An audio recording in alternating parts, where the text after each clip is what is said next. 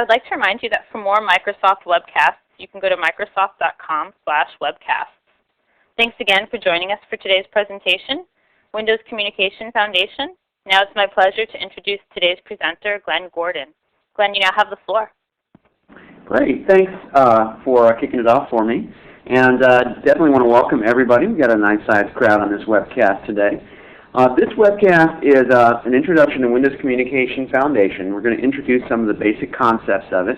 And we're also going to go through a demo, which is basically the first part of one of the virtual labs for Windows Communication Foundation.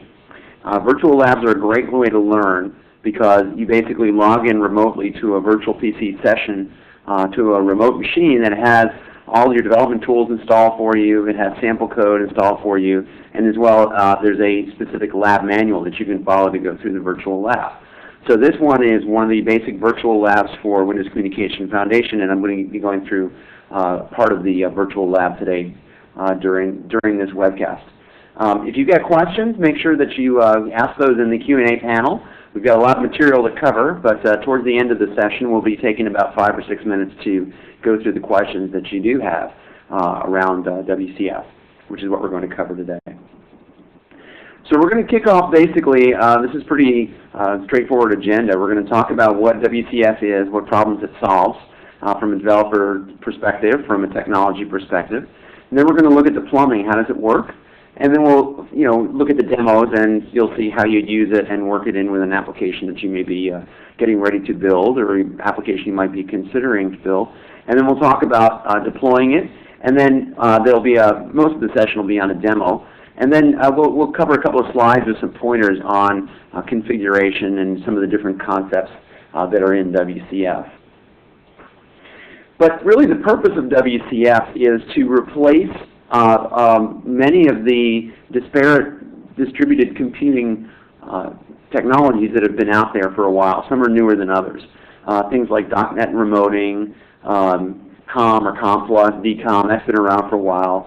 Web services with ASP.NET, ASMX pages that you would create with ASP.NET, that's been around for a while. The problem with all of those different technologies, and there's nothing inherently wrong with any individual one, but the problem with using them in an application is that you, as a developer, don't get any skills reuse. For example, if you are particularly proficient in ASMX web pages and building web services with ASP.NET, and a need came up where you needed to implement something using MSNQ, you basically would get hardly any skills reuse. You would have to you'd have to go and learn the MSNQ API and see how queues are monitored and created and that sort of thing. And the same is true with a variety of those technologies. So with Windows Communication Foundation, it's now a single choice, a single API for writing services and consuming services that themselves use these protocols and these technologies to communicate. The really nice thing with this approach is that you can sit down and architect your services and decide on what the functionality is going to be. You can create your classes, you can create your types, your custom types, you can create your security requirements, and you can do all of that stuff independently of the plumbing that's going to be used. Again, this is different from ASP.NET, let's say ASMX web services, because to implement those, you would sit down in Visual Studio and you'd say File, New Project, and you'd get a web services project and you're off and running. But before you even implemented any functionality, you had to decide on the plumbing, on the transport. So now it's a different approach. You simply create your services, and then you decide you're going to expose them and host them in a certain way. And the nice thing about this also is that Windows Communication Foundation is very configuration driven, so that if you want to change your hosting of your service from, let's say, web services to MSNQ, you really don't need to write any code. And this is great news because if you've already gone through the effort to test your application and deploy it, the change to the config does not require you to do any new testing. It's simply going to start using MSNQ as a transport instead of web services over HTTP, and it makes for a very flexible a way of implementing distributed systems. In addition, there's a lot of benefits for management and monitoring and that sort of thing. We're going to touch on that briefly towards the end of this webcast if we have some time. But that's just sort of the foundation of the concept here about what is WCF. So let's talk a little bit on this next slide about how WCF works. it's a number of class libraries that you're going to consume inside the .NET Framework 3.0. And the two most important class libraries you're going to work with are the service model and the channel layer. So the service model is what you're actually going to program against, and it provides you with a small, simple language for basically modeling how you want your software to communicate. If you're talking in the language of the service model, a piece of software that responds to communications over a network is a service. And those communications might be on TCP, they might be on HTTP, they might be over MSNQ, what have you. The service itself has one or more endpoints, and the endpoints consist of an address, a binding, and a contract. And this basically gives you a way, or gives callers a way to find the service. So the address defines where the service is located.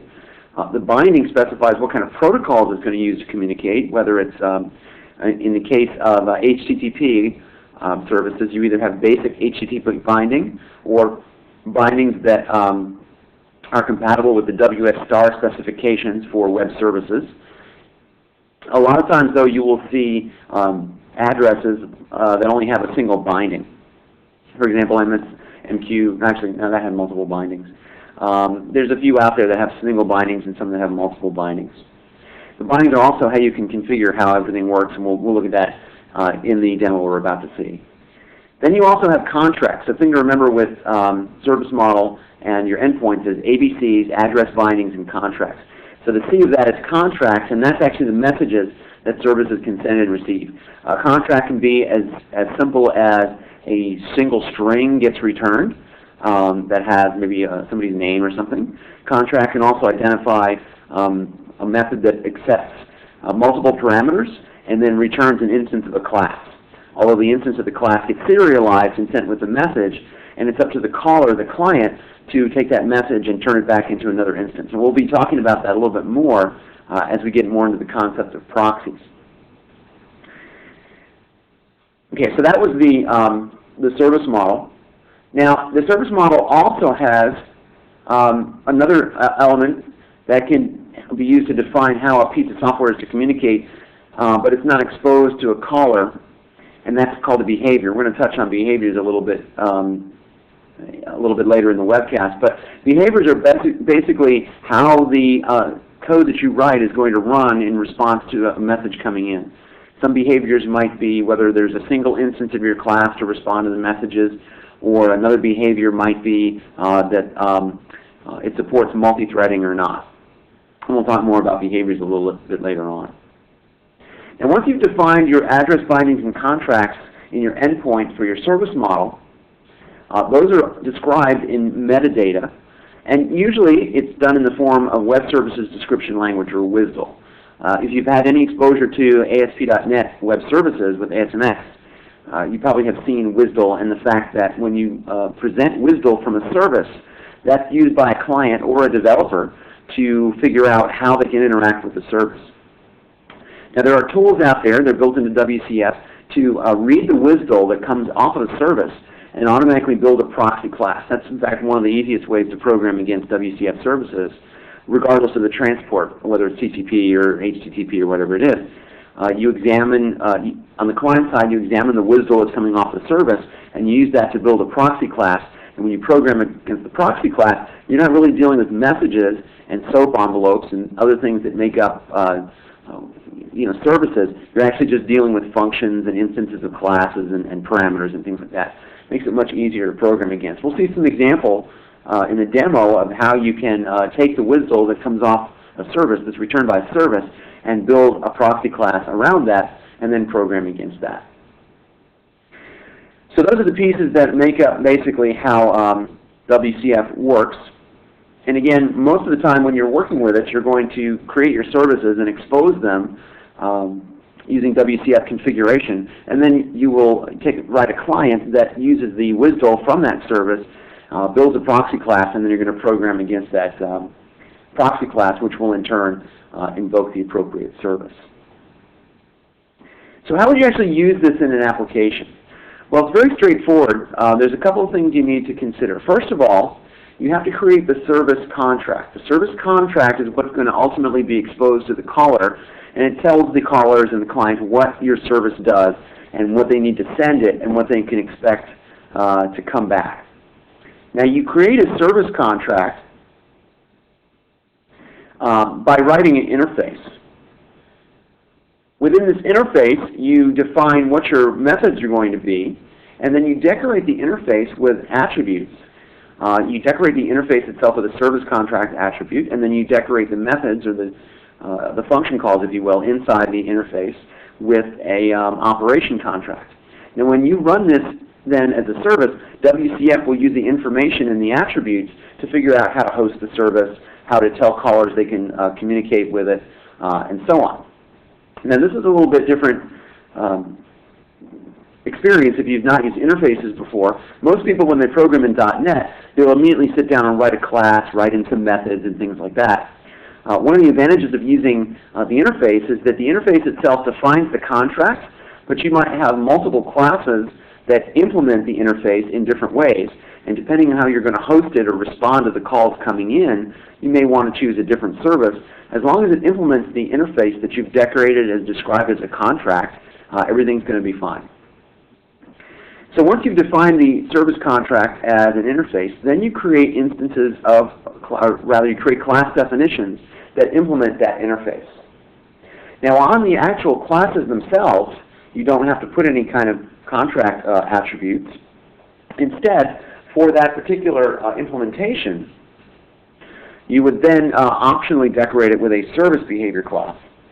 So here's an example of a class that's been decorated with a service behavior attribute. And in this attribute, it's being directed to create only a single instance. So multiple callers that invoke your service will all be served by a single instance of this class.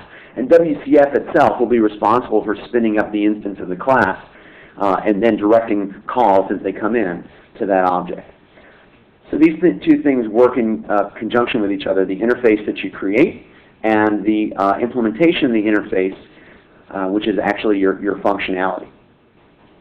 Now the third part that you need to do is you need to configure the endpoint, which is basically telling WCF how it's going to listen and respond to these calls coming in. So in this case, the configuration is usually driven in a web.config or an app.config, depending on what the caller is, or the caller application. And this is an example of an endpoint configuration that identifies at a very minimum the three pieces of information that are required for a caller to invoke this service. And that's the endpoint, where we have an address, a binding, and a contract.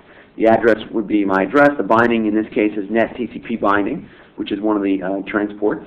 And the contract is using my interface. Now once you've defined these things, and again this is really nice because you can define the configuration of the endpoint outside of the functionality of the actual class. So what we have here is basically a WCF service with a contract and a class that performs the functionality of the service and configuration to tell WCF how to expose it. But what we have not seen here yet is a way for this service to actually run and start listening for calls to come in. And that's on the next slide here. We sort of have an overview of that. So there's multiple ways that you can host your WCF service. At the very basic and straightforward level, you can simply create a .NET application. And the .NET application could be simply a Windows application. It could be a console app. You'll see console apps a lot in demos because they're very easy to get up and running. But it's very flexible. You basically write some code to tell the service host to open and start listening, and it's going to do so based on the configuration that you define and, of course, the interfaces that are decorated as the contracts there. And it's very straightforward to build this up. Another option is for you to host the service in a .NET Managed Code application that runs as a Windows service. So rather than being an executable that would launch when the user clicks on it, you can create a Windows service so that would show up in your services, just like SQL Server is a service and some Active Directory helpers. Those are all services. And they're controlled by the Service Control Manager, and then you would use actually your services to start and stop them, or pause them, or disable them at startup as the OS begins. So the OS then is controlled by them. You have to do a couple of extra steps here because you have to have an installer class that allows you to install the application that you write in the Windows as a Windows service. This is really nice, though, if you want to have things running on a server, just sort of without intervention by a user. You also have the capability to host your WCF services in IIS. Now, if you look at the version of IIS that's on XP Service Pack 2 and Windows Server 2003, you can use that version of IIS, and the hosting is integrated with ASP.NET. The only thing you can host in there is a service that listens over HTTP or over HTTPS. Now granted, those are a very popular way for you to host WCF services.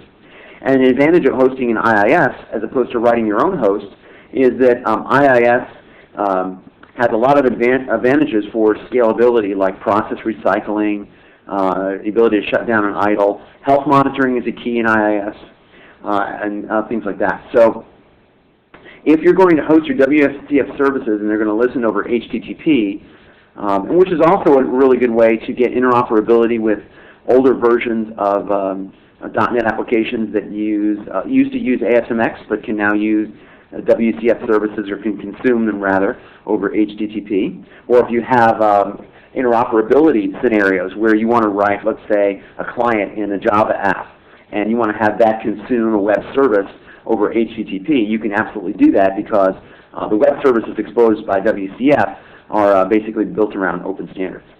So if you want to build around HTTP and expose it that way, and you can certainly host an IIS that comes on Server 2003. Now, going forward with Windows Vista and Windows Server Longhorn, Windows Server 2008, with IIS you now have what's called a service called a Windows Process Activation Service, or WAS.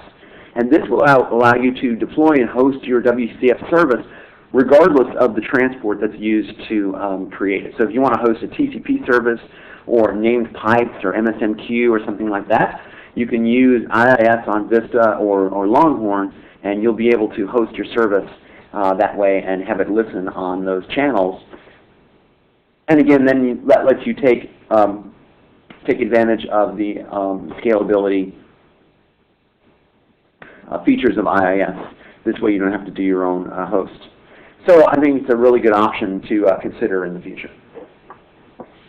All right, let's go ahead and move to the slide that introduces our demo. So we're going to write a basic service here, and in this exercise we're going to go through and explore how you create an interface and make that a service contract, how you then implement the interface and specify behaviors for that implementation of the interface, and then we'll see how to create your address, your binding, and your contract for your WCF service, and we'll take a look at how to host it.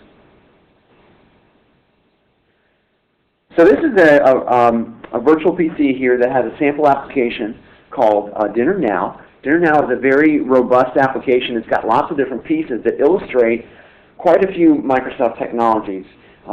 Everything from WCF to WPF to AJAX and ASP.NET, web services, mobility, sidebar gadgets, that sort of thing. And it's a really cool set of applications. And again, I highly encourage you, I'm not sure if in this slide deck there's a link to where you can actually participate in these labs yourself and go through them, but if not, we'll get that for you. I've also got a blog that you're welcome to send me some questions through after the webcast, and I'll be posting a link to these virtual lab series up there. So we're going to go through one of the first exercises from the virtual lab so you can get a sense for what WCF is going to allow you to implement for your own systems. So one of the first things I need to do, this is actually part of the lab instructions, is I'm going to use PowerShell to actually do a little resetting of our environment here. And in PowerShell I'm just going to run a little script. This is not really part of the demo, but it's a part that I didn't do to set it up, so bear with me for a minute. So this PowerShell script is basically going to reset a couple of files here. But normally, and this is actually one of the steps in the lab, so if you do the lab, you'll see this step. So I'll run that, and now we're ready to go. All right, so I'm going to launch Visual Studio 2005, and we're going to use that to build our service. So we're going to kind of start from the ground up, where we're building a service, or we're starting from the class that implements the service. So again, recall with WCF, you don't actually go through and decide, how am I going to host this thing, and then start working in that technology. Instead with WCF, you start thinking, what is my service going to do, and then we'll figure out how to host it later on. So in order to do that, I'm going to create a class that is going to implement some functionality to retrieve menu data for DinnerNow. DinnerNow is basically an internet food ordering site sample. The DinnerNow scenario actually includes a website for end users to order meals, and also includes a small application for restaurants to see when they receive orders from the website, and then to dispatch those orders to a mobile delivery person who is driving around with a Windows mobile device, also using a DinnerNow application that communicates. So all these apps talk to each other. So what we're going to implement here is a class that returns menu data with the picture of the food item and the description and the price and so on. So we're going to implement the functionality first, and then we're going to figure out how to host it, and then we're going to call that from our DinnerNow application so we can retrieve our menuing data. So I'm going to go into File New Project here, and I'm going to create a Visual C# application that is basically a class library. And we're going to call this guy DinnerNow.menu. And I'm going to create it in a folder where we have the rest of our DinnerNow samples. In this labs folder, and we're going to create it under server WCF. This particular lab has, like I said, or this particular virtual machine has labs for WCF and WPF and a lot of other technologies that all tie in to DinnerNow. So we're going to create that guy here. We're going to take our class file and we're going to turn it into our class that's going to return our menus. So I'm going to rename that, and we're going to call this menuservice.cs. You'll see it also renames the class inside of the code. Now this is actually going to tie into some other classes that were pre-existing for this demo, so I'm going to add those here. And these actually implement the menu itself and each item in the category. So we're going to add those here, and we're going to pass those up as the service returns menu data. So we're going to pass instances of these classes.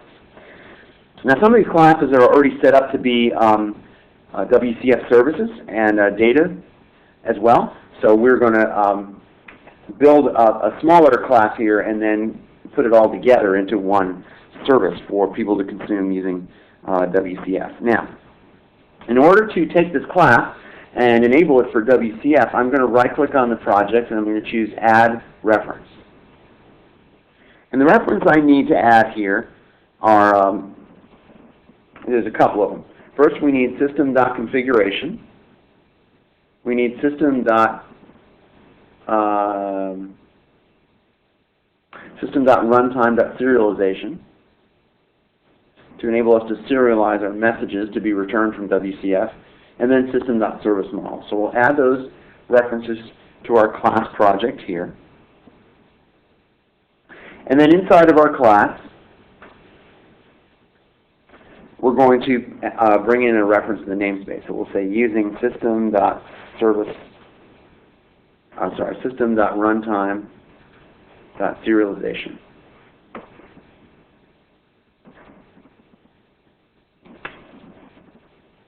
Now,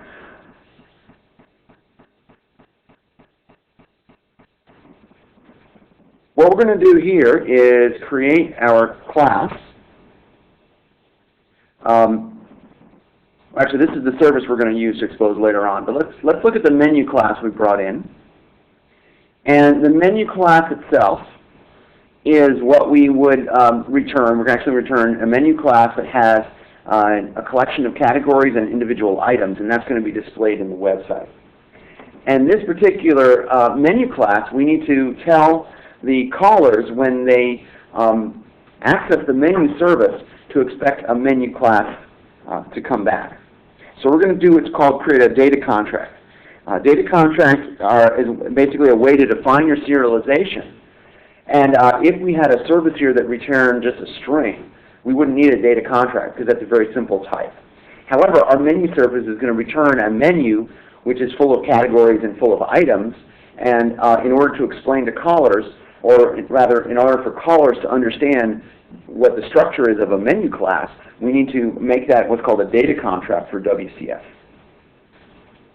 So this is actually where we need system.runtime.serialization. Okay, so now that we've brought the namespace into there, we can actually go down to our class, and we can tell our class that we want it to be exposed as data as part of a web, part of a WCF service. So I'm going to decorate this menu class with an attribute called data contract, and I'm going to say the name of the data contract is menu. Usually the name is the same as the class, but it doesn't have to be. And the namespace this exists in is http://www.dinnernow.com. You'll see where this actually comes into play when the client creates a proxy class. The namespace for this will be used for that. So the menu data is going to be returned from WCF by using this data contract. And then I also need to expose the item categories and explain that that's a data member that somebody can retrieve from this menu class. So just like if you called menu.itemCategories in your code, we need to allow a proxy to be built to do the same thing. So we're going to decorate this with a data member attribute. So we'll call this data member. And we'll say name equals item categories. That's another one of our attributes here. And then also we have an items collection that's going to be returned from the menu, and we're going to mark that as a data member as well. The interesting thing is if you have a class and you don't mark things as data members, they will not be exposed from WCF. This is basically gives you a level of control to specify that. All right, so we're going to call this items as well. And we'll finish that attribute right there. Now our service is actually what's going to have functionality to return our menu. So now that we've got this decorated as a data contract, let's make a right URL in here. Dinnernow.com is the actual contract, or the namespace rather. And let's go to our service and tell our service that we want to create a function that returns a menu, and then we're going to expose that functionality through WCF. So up here I'm actually going to take away my serialization reference and I'm going to put in instead using system.serviceModel. It's pretty much what you do all the time with a WCF app. I'm also going to put in using system.data because my app's going to do a little bit of lookup in the database using system.data.SQL client. We're going to look up some data in the SQL database, and then using system.configuration because we're going to get some config data out of a web.config that's going to hold our connection string. Okay, so within this class, we're going to decorate this. We're going to first create an interface before we implement anything, and then we're going to decorate that to make it a WCF service. So we're going to create a public interface called iMenuService. And in the iMenu service, we are going to put a function that returns a type menu, and the function's name is getMenu. And it takes a couple of parameters. One is restaurant identifier. Another one is menu type. This corresponds to a breakfast, lunch, or dinner menu. And then finally we have a string which is a postal code. Menus for restaurants that are close to you. Let me shrink my window up a little bit so you can see the code. All right, so my interface defines this one single method called getMenu. Now we need to turn this interface into something that tells WCF what the service is. So to do that, I'm going to take the interface. I'm going to say this interface is a service contract. And by the way, if you try to bracket service contract but didn't have system.service model up here, it wouldn't recognize it. That's what we need that for. So we have a service contract. The namespace is going to be, same as before, www.dinnernow.com.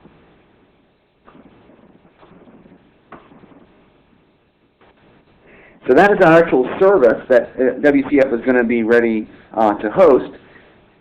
And now we've got the getMenu operation here in the interface, and we're going to annotate that with an operation contract.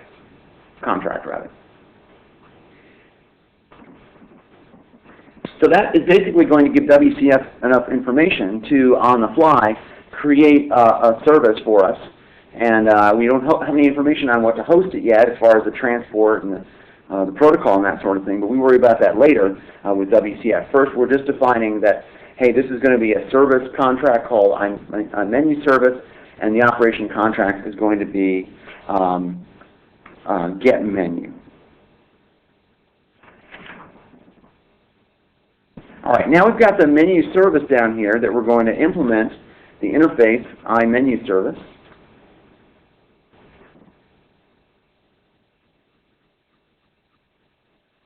And we're going to hover over here. When I have the colon and I have the interface that it implements, I get a little drop down here and I can say, hey, go ahead and implement that interface. So it's going to add these methods, the method for me, which is getMenu. And we're going to override, we're going to change this code that currently throws an exception to actually have it do the functionality. But before I do that, let me actually take my class and I'm going to add a service behavior to it. The service behavior is going to control, once the message comes in and WCF is going to get ready to process the message, the service behavior controls how WCF works with your class that you've defined here. In our case, we're going to create a service behavior that has a what's called an instance context mode, and that's going to equal instance context mode .single. So this means that WCF is going to spin up a single instance of this class to respond to messages, and it's going to direct all callers to the single instance of the class. I'm also going to define that concurrency mode is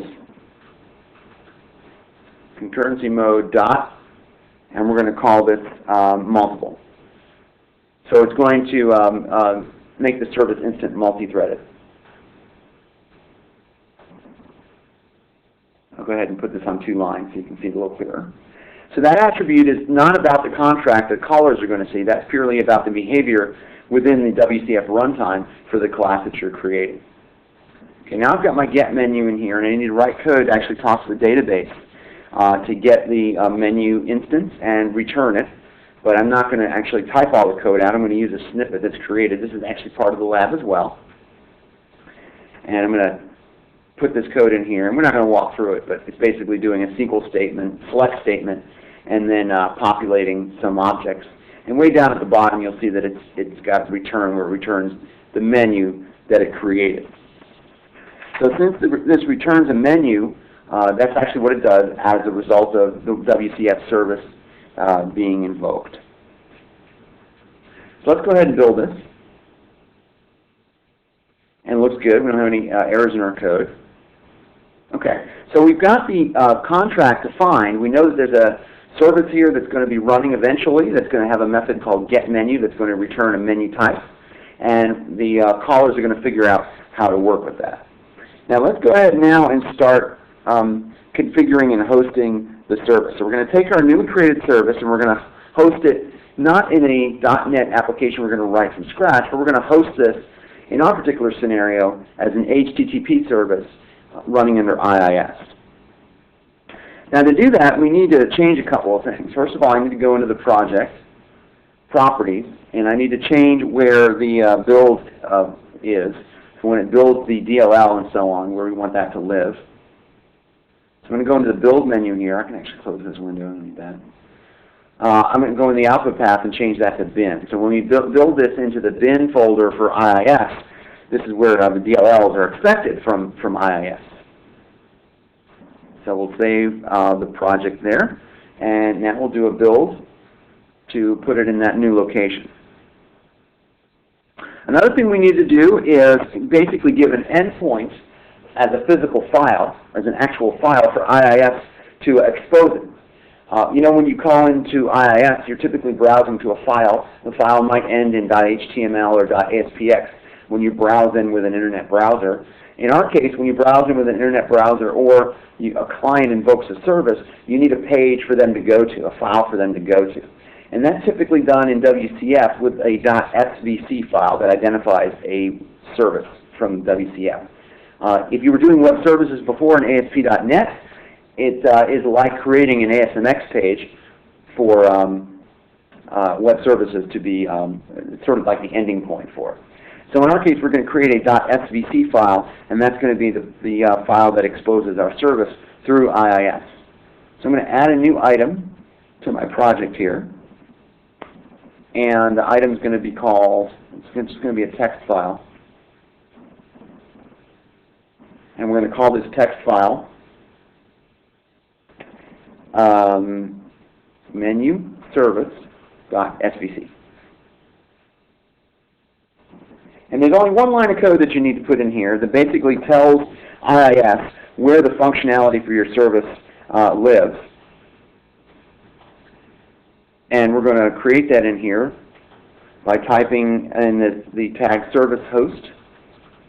And in the service host, we'll say service equals. And then in here, we're going to put two things. We're going to say dinnernow.menu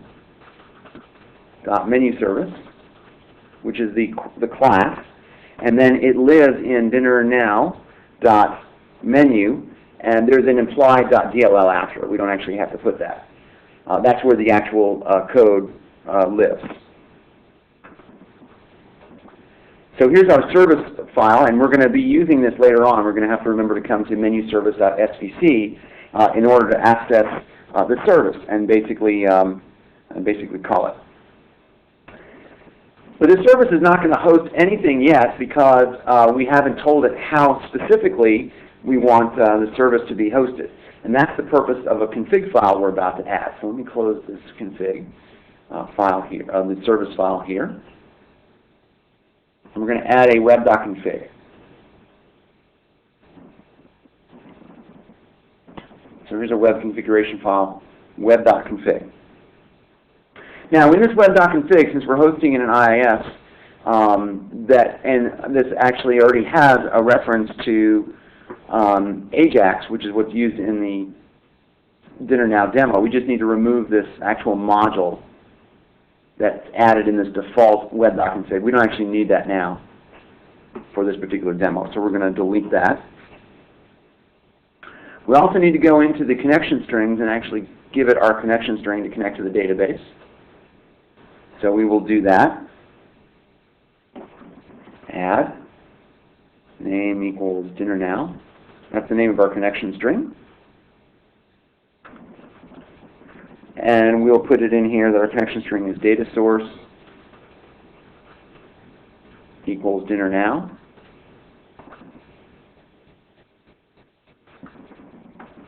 Integrated security equals SSPI, since we're using a trusted connection. And initial cataloging the SQL Server equals DinnerNow.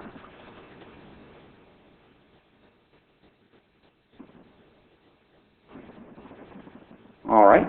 Now, the other thing that this config file in the web.config is going to contain is our configuration information for the WCF service. If you recall from one of the slides I showed you before we came into this demo, your config data is all done in XML. Now, it used to be you had to go in and type in your system.service model sections and create your bindings and your addresses and contracts and all that sort of stuff. But fortunately, there is a nice tool called the WCF config editor tool, service configuration editor. And you can right-click on your config file here and choose Edit WCF Configuration. If that's not there in your own versions of Visual Studio, you can actually go Open With and browse to that, add that as an entry in here. But it's already been set up for us, so we're going to just simply edit the WCF configuration of that web.config. So this is a nice UI to create all the XML that controls our configuration. And you'll see when we create it what XML results in. We'll just take a quick look at that for the service. So in the service here, we're going to create a new service. The service type, the first window of this wizard is basically what is the service type of your service. That's the class that implements the functionality. We're going to browse here to our bin folder and find dinnernow.menu.dll. And you can see there's a type in there called dinnernow.menu.menuService. Anything that you declared in there, anything that you declared in this source code file as a service contract, that would be here in your selection window as well for selecting your type. So we'll click Next. And it infers the contract from the menu service. And this is the contract, the way it specifies the contract here is how it's going to expose the service to your callers. So I'll click Next. And then also remember, this is the point at which you decide how your service is going to be hosted. What's the communications mode? Is it TCP, is it HTTP, or named pipes? We're going to pick HTTP and click Next. And we're not using WS or WS star specifications interoperability, so we're going to use the basic profiles. This is just like ASMX web pages out of the box. The second one, advanced, is like ASMX pages with WSE, or web services enhancements. But all that stuff is, all that plumbing is built into WCF to handle those advanced WS star configurations. So we're going to choose basic web services and we'll click Next. And we're going to clear the endpoint here. We don't need to specify the endpoint because the address of your endpoint is defined by the fact that you're hosting this in IIS with a .svc file. So I'll click Next. I get a warning that I'll have to define it in code. I'll say yes. We're not actually defining it in code. We're defining it because it's hosted in IIS. So I'll click Finish. And this basically gives me my configuration. In fact, if I were to do File Save right now and flip back over to my web.config, you would see Visual Studio prompts me to pull it into the source editor again. I'll say yes to all, which is fine.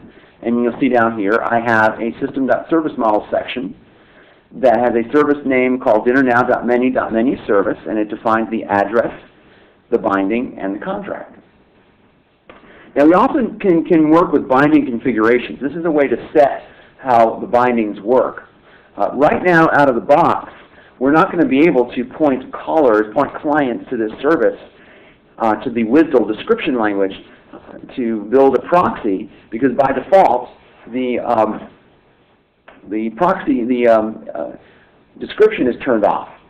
So we need to actually turn that on. We need to tell our service that we want to explicitly expose a way for proxies for clients to call a WSDL and use that to build a proxy class. So we're going to do that through our configuration tool by going to the advanced tree over here and going to service behaviors and creating a new behavior configuration.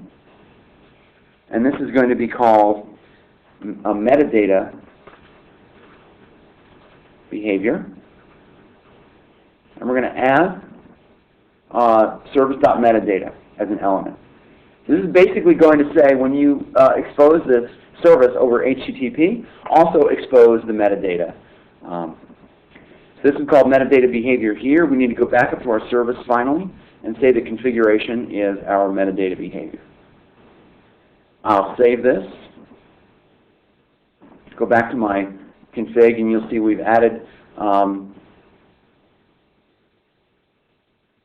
metadata behavior here for our configuration.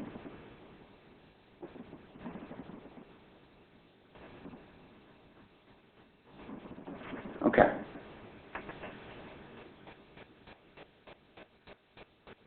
All right, so now that we've got this guy configured, we need to tell IIS that we're ready to start hosting it.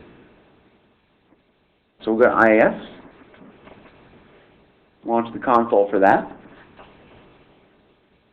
Oh, I forgot one part here.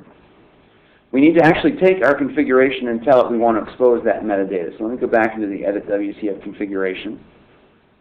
And for our service behavior of our metadata behavior, we want to choose HTTP GET enabled to be true and HTTPS GET enabled to be true. So this will allow callers to come in and request the metadata that they can use to understand how the service works and build a proxy class.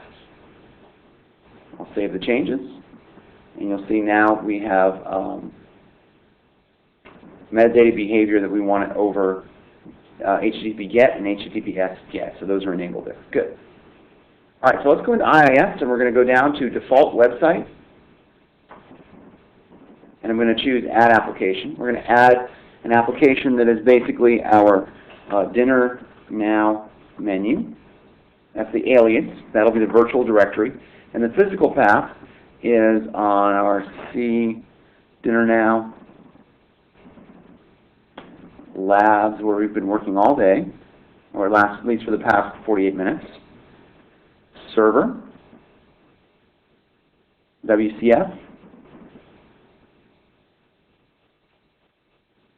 Dinner Now .menu. And we'll say OK. Now, we can browse that page.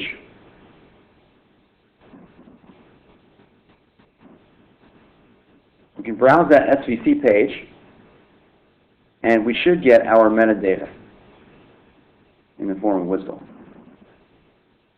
And we're getting exception here with a security certificate. We're going to just continue on for the demo.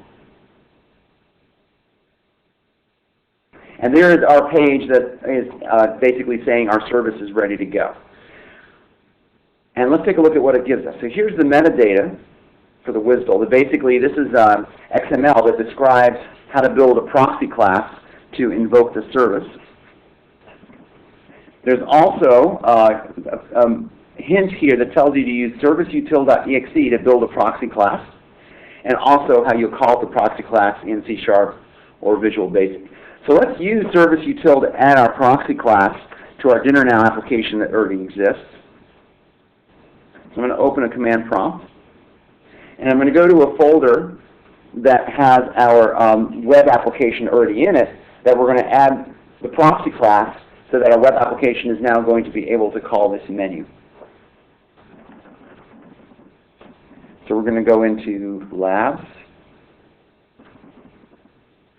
Server, Start, SRC, Dinner Now. So in here, we're going to create a proxy class. So it's actually going to build a C# class that knows how to call this service. It's also going to add some configuration data to the web.config of the website that we're writing that tells it how to call the menu service as well. The proxy class uses that. So we're going to use serviceutil. And we're going to go to HTTP, localhost, Dinner Now menu service.svc. Basically that file we created earlier. It says go to that endpoint, and we're going to put $WSDL there so it knows to get the WSDL. And we're going to output our C# class using /out. We're going to output into the app_code folder. And we're going to create a class called menu service proxy.cs. And we're going to also add the configuration data to allow the proxy to know the endpoint and the address and the binding and the contract for this service. We're going to add that to web.config, and we're going to merge it with any other services that might be in there. So that's where /mergeconfig is used. So this is downloading the metadata from that menu service WSDL, and as you can see that it generated two files, menu service proxy.cs, and it wrote to our web.config. Now let's go into that project.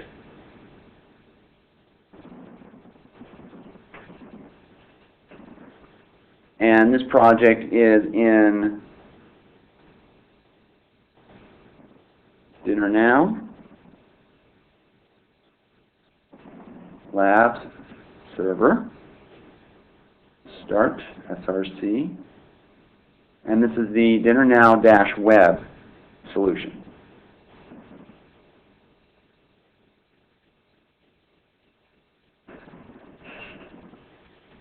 So when this comes up, we're going to go into our app_code folder, and we'll see we have a proxy class created. And we'll also see that we have information in the web.config. So let's go under app_code, and there is our menu service proxy. This was generated.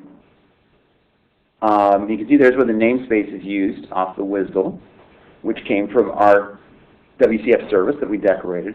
And this basically knows what a menu item category and a menu item is, and understands how to send the messages to the service. But we work with the proxy as if it was just a regular .NET class, so it's very convenient. Also down in the web.config, in the web.config, we have towards the bottom here a service that is our Dinner Now menu service right here. And that's actually been added to the existing services that are there. So that's what the /merge config did for us. Okay, now let's wire this up by going to our search page. I'm going to go into the code for our search page.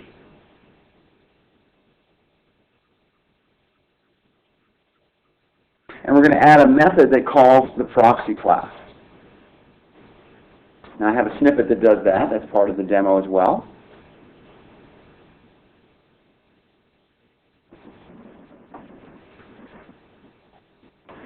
Creates an instance of the proxy class here called menu right here. And then using the proxy class, it calls the menu with the restaurant identifier that was sent in. We also have a function down here called show menu items.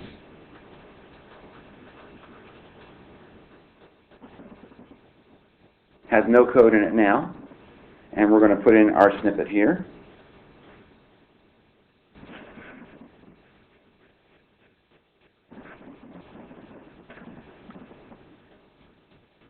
And this basically calls the method we wrote earlier that invokes our proxy class, and then this does a little data binding to the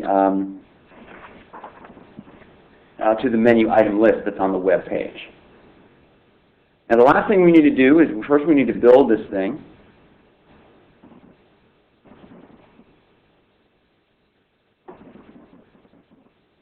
Build a website, and actually we need to also go into our web.config and clean this one up. Oops. Web.config, this has some tag mapping that we need to remove because this demo is actually created under a different version of ASP.NET. And so we need to remove that. Now we should be able to build just fine.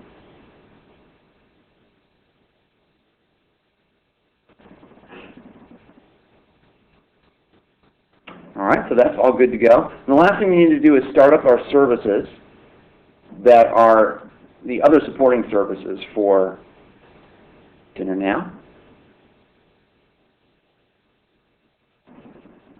Variety of services for this application listen for on MSMQ transport, and they listen on HTTP. And Dinner Now sort of brings it all together. And let's go ahead and launch our website here.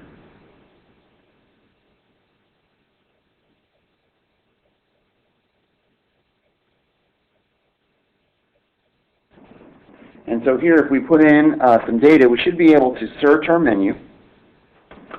98075 is a zip code, and we'll put in a 30-minute delivery window. We'll hit find.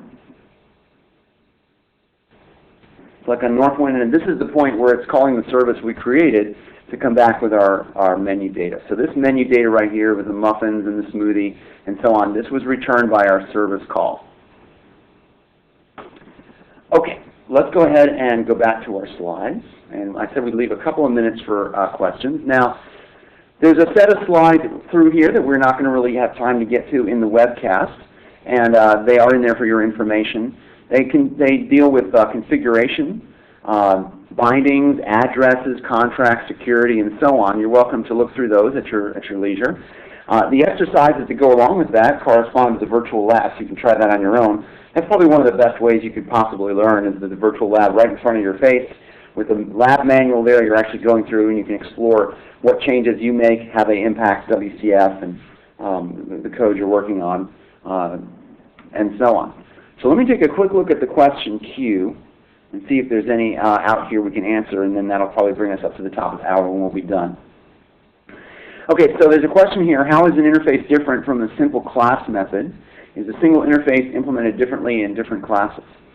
So it's true. When you actually create a class, when you just sit down and type a class, you are inferring an interface. The methods that you type in the class, those are the class's interface.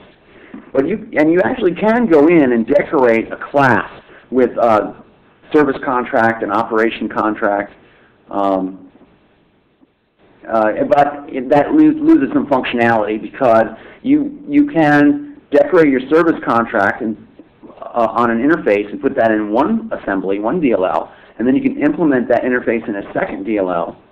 And that actually allows you to change the implementation without breaking the contract, without having to recompile the contract. So it's a very good best practice to, and you'll see all these samples that we have, create a separate interface first and put your operation and service contract with the interface.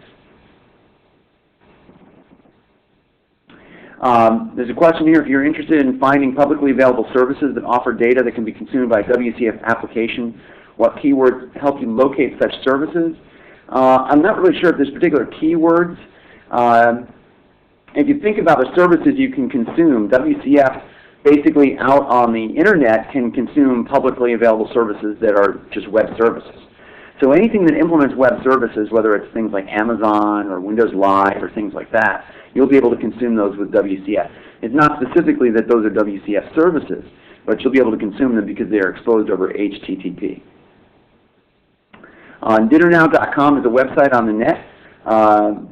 Actually, DinnerNow is I think the one on the internet is DinnerNow.net. If you go there, you should be able to download the samples for it. So try that out, DinnerNow.net. And one last question just popped up, which I'll answer, and then we'll go back and wrap up the webcast. The question is, to consume a WCF service, does the client need to have the Framework 3.0 installed? So that question is a depends question, which I hate to answer that. But if your service from WCF is exposed over HTTP, you can consume that with anything that talks web services. It doesn't have to specifically be a WCF client. Now, there are places where you expose WCF services where the consumer has to be a WCF client, and that's through MSMQ and TCP and things like that. But you could create a web service with WCF and consume that with Java or older versions of .NET or something like that. And then the last couple of questions, people are asking about the URL for the virtual labs and the source code. I'll be putting those up on my blog, and I'll put that in as an answer in the questions as we are doing a little bit of a wrap-up here. So at this point, I'm going to turn it over to Colleen, who's going to do a little wrap-up and launch the survey. And when she talks about that, I definitely look at the survey results. So comments in there and your scores that you give the webcast, I'm definitely interested in that feedback. So Colleen, you want to do some wrap-up? Yeah, sure. Thanks a lot. And actually, if you could help me out a little bit and turn on the survey, I've actually lost my connection this time. All right. So I'd appreciate that. Sure. Great. Yeah, so hopefully everyone's seeing a survey. And if you could take a moment to fill that out before you log off, that would be great. If you could just follow the links to complete the evaluation, that would be wonderful. And also, if you'd like a copy of today's presentation, you may print to PDF by going to the File menu in the upper navigation bar. And Glenn, I'm not sure if there are any other questions in the queue, but turn it back over to you for any final closing remarks. There are a few questions, but we're at the top of the hour. So I've got my blog address that I just put in as an answer. So if you look at the questions and answer panel on your screen, the questions that I've answered publicly are right above that, and I've got my address for my blog in there, blogs.msdn.com/Glenn Gordon. And I'll be posting links to these virtual labs where you can download the manuals and try more labs on your own. And I think also the slide deck is sent out as a follow-up. Is that right, Colleen? Yeah, that's correct.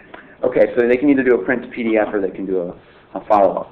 Actually, also, just for your information, at Microsoft.com/webcast, there's also a copy of the recording that will be posted in probably about 24 hours. So definitely take a look there as well. Yep, so actually you could download the recording and go through that, listen to the recording and pause it as you're going through the virtual lab. So that's a good thing to do as well. Right, absolutely. Okay, great. Well, thanks everybody. I'd like to remind you to please fill out the survey once again before you exit the room, and I'd like to extend a special thanks to Glenn for your presentation, and that does conclude today's live meeting. Thanks everyone for joining us, and you may now disconnect from the audio portion of this event. Thanks.